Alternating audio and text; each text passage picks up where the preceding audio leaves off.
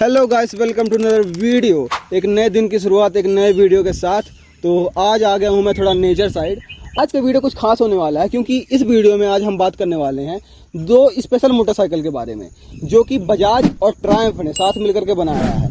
अभी तक हमें पता है कि बजाज इंडिया की सबसे नंबर 1 टॉप ब्रांड है। झुक के रहना पड़ेगा मेरे आगे क्योंकि मैं अपने में खुद हीरो हूँ। बजाज ने काफ़ी इंटरनेशनल कोलैबोरेशन कर रखे हैं, जैसे कि अभी केटीएम साथ बजाज ने कोलैब किया, तब जाके इंडिया में इतनी सस्ती केटीएम्स की मोटरसाइकिल बन पाई।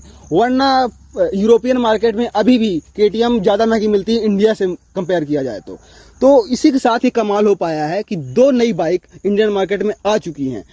इस सेगमेंट में वैसे ही बाइकों की कमी थी क्योंकि 400 सेगमेंट में अभी तक नहीं थी, तो वो दोनों बाइक है स्क्रैम्बलर 400X और स्पीड 400। तो इन बाइक को अगर बात की जाए तो उनमें से एक अभी लॉन्च हुई है जो कि 5 जुलाई को हुई है, स्पीड 400। तो इस मोटरसाइकिल बहुत ही इंटरेस्टिंग मोटरसाइकिल है। प्राइस सुन के तो भाई सब चौंक गए हैं, इतना एक्सपेक्ट कोई नहीं कर रहा था कि इतना सस्ती होने वाली है। तो मेरे हिसाब से भी ये काफ़ी ऑन पॉइंट प्राइस है क्योंकि बजाज जो है, बजाज इंडियन मार्केट को आराम से अच्छे समझता है। सबसे पहले इसकी स्पेक्स के बारे में बात करेंगे तो आप अपने आप ही जज कर सकते हो कि इस स्पेसिफिकेशन के साथ इसका प्राइस कैसा है। इस बाइक का जो इंजन है वो है 398 सीसी का single cylinder 6 speed manual gear box के साथ आता है और जो कि प्रोड्यूस करता है 40 bhp पावर और 37.5 न्यूटन मीटर टॉर्क। सबसे पहली बात, कोई बाइक की स्टेबिलिटी डिपेंड करती है उसके फ्रेम के ऊपर। तो ड्यूक 390 में आता है स्प्लिट ट्रेलिस फ्रेम और इस बाइक में आता है hybrid spine perimeter frame. Perimeter frame असल पे स्पोर्ट्स सेगमेंट बाइक्स में होता है, लेकिन ये रेट्रो बाइक होने के बावजूद इसमें पेरीमीटर फ्रेम है। तो समझ सकते हो कि इस स्टेबिलिटी कैसी होगी इस बाइक की। तो स्टेबिलिटी के मामले में काफ़ी तगड़ी बाइक है। ऊपर से ट्रायम्फ ने डेवलप की है, तो मतलब ट्रायम्फ की टेक्नोलॉजी है डेवलप असल में बजाज ने की है, तभी जाके इसका प्राइस इतना सस्ता हो पाया है। तो ट्रायम्फ जिसको नहीं पता वो एक यूके की ब्रांड है ना। तो इसकी काफ़ी तगड़ी बाइक आती हैं। ये एक पहली बार है जो सिंगल सिलेंडर बाइक आई है, वरना 3 cylinder 4 cylinder street RRS street RRR। सबसे इंटरेस्टिंग इसका प्राइस है।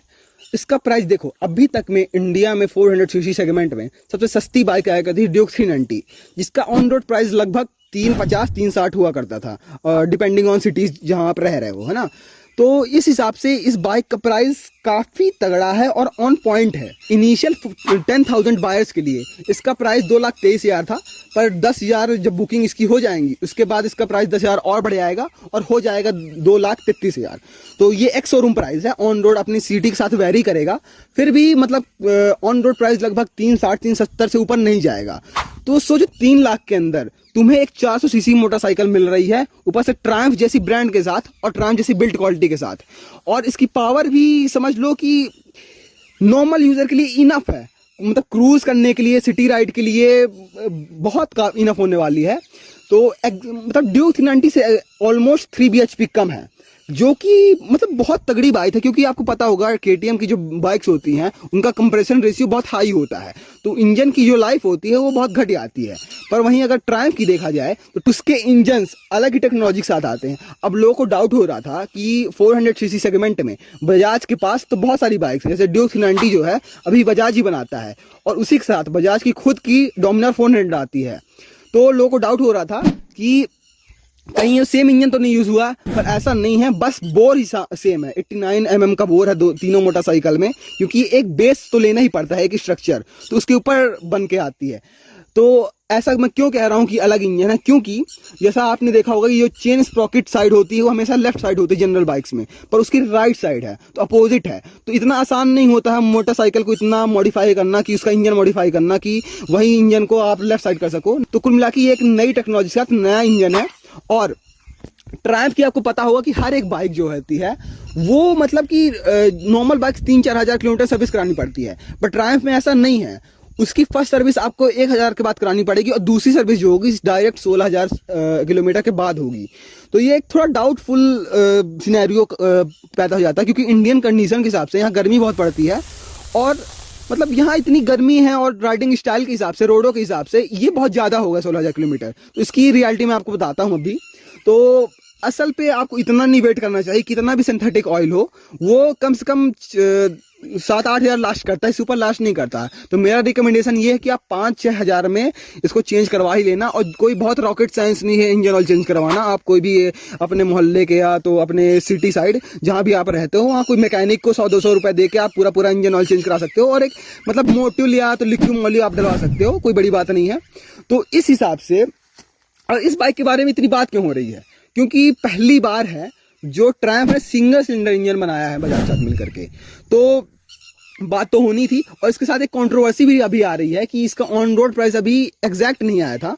तो एक बंदे ने ट्वीट करके दिखाया था कि उसको ऑन रोड प्राइस 3,38,000 मिल रहा था। तो इसकी क्या कंट्रोवर्सी है? तो देखो भाई, इंडिया का हाल हमें पता है कि यहाँ के शोरूम कैसे होते हैं।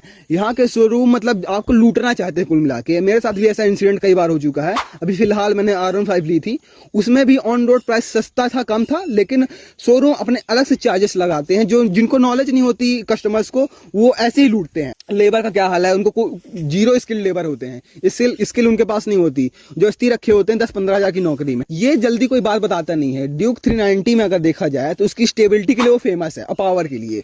तो ऐसा इसलिए है क्योंकि पहली बात उसमें स्ट्रीट टेलिस फ्रेम आता है, जिसके कारण पूरी की पूरी बाइक स्टेबल हो जाती है और हाई स्पीड में मतलब वॉबल कुछ नहीं करती है।